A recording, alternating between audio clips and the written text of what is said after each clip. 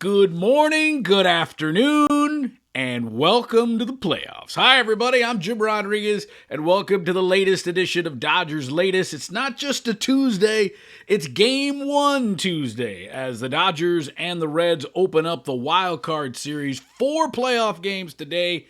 Quadruple header, and the Dodgers are the frosting on the cake, the cherry on top. They close out play tonight, 9 o'clock Eastern, 6 o'clock on the Best Coast. It's the Dodgers and Reds, Game 1 of the best of 3 at Dodger Stadium.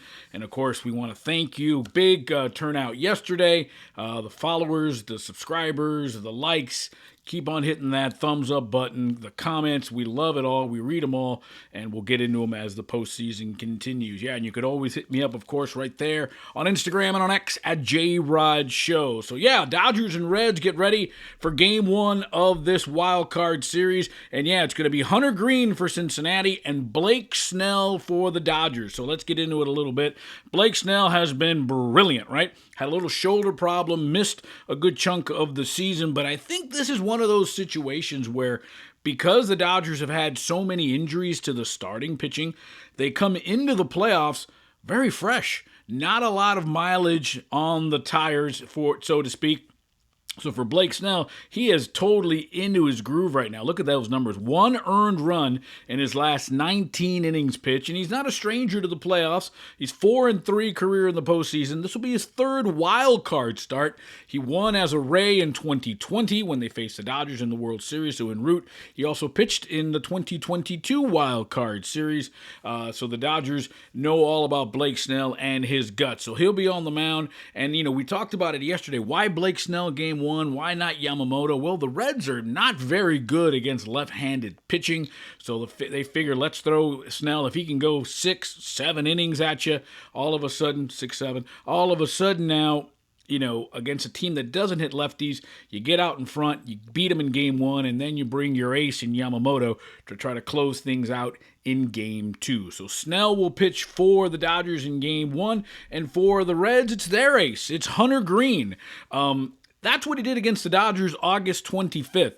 Dodgers got after him a little bit. He gave up 3 earned runs in 5 innings, couple of home runs.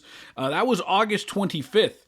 He hasn't lost a game since that day. He's 7-4, 2.76 ERA, lots of strikeouts, 132 strikeouts in 107 innings pitched.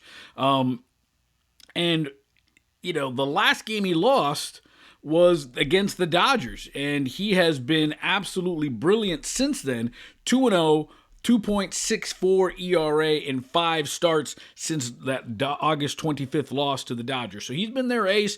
He's an LA guy too, Notre Dame High School in Sherman Oaks, so I'm sure he's going to have his own rooting section as well. Pretty damn good matchup for Game 1 in Hunter Greene and Blake Snell. Dodgers did beat the Reds 5 out of 6, and they swept them at Dodger Stadium, so that bodes well for the Dodgers. That start by Hunter Greene against the Dodgers was at Dodger Stadium. So that's your Game 1 matchup here. So let's talk about the wild cards of the wild cards, right? The Dodgers come in a little banged up. Will Smith, Max Muncy, Tommy Edman. It looks like Will Smith will not be on the roster. I think the Dodgers would prefer that he is, but also it being such a short series, I think they have the confidence in Dalton Rushing and Ben Rortvert behind the plate, especially with the veteran pitching of Snell and Yamamoto.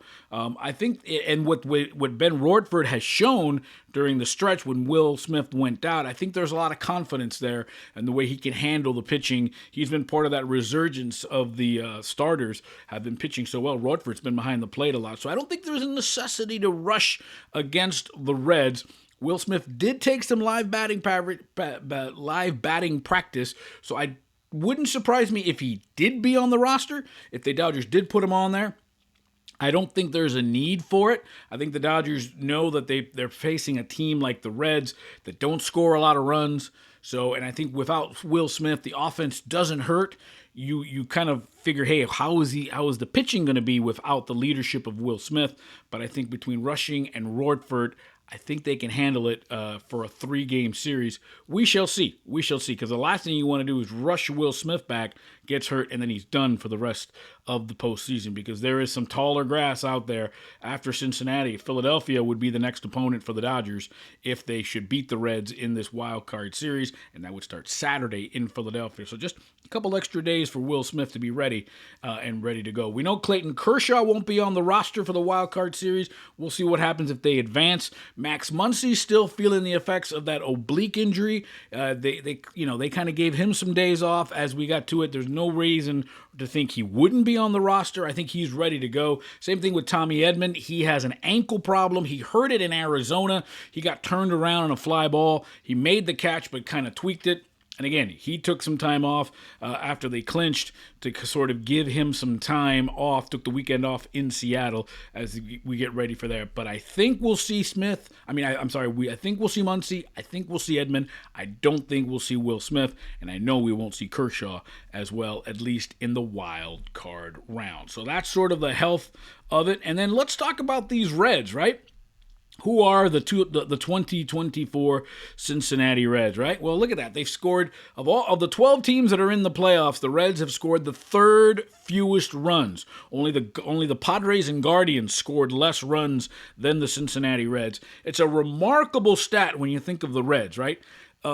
In a full season, not a strike-shortened season or the COVID season or anything like that, they're the first team to make the playoffs, are the Reds, that didn't have somebody hit 270, didn't have somebody hit 25 home runs, didn't have a 15-game winner on the mound, and didn't have a pitcher strike out 200 batters.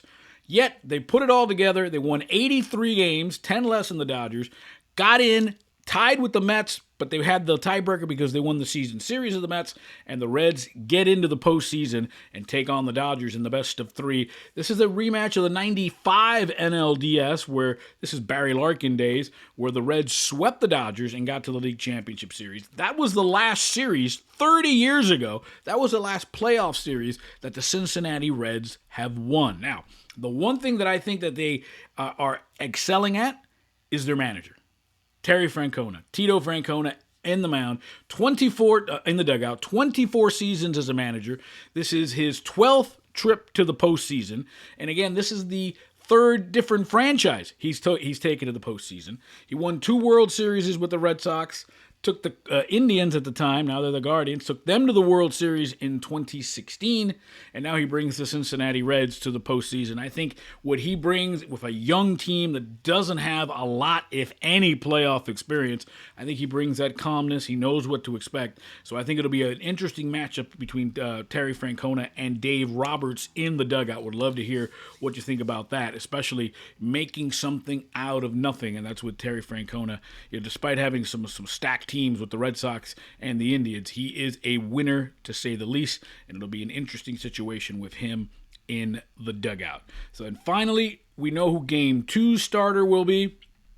It will be Zach Littell for the Reds. He was 10-8 with an ERA of a tick under 4, 3.81, and he will draw the Dodgers' unquestioned ace in Yoshinobu Yamamoto for Yamamoto. What can you say, right? Last 34 innings, he's given up 3 earned runs, 44 strikeouts. That's an ERA of 0.79.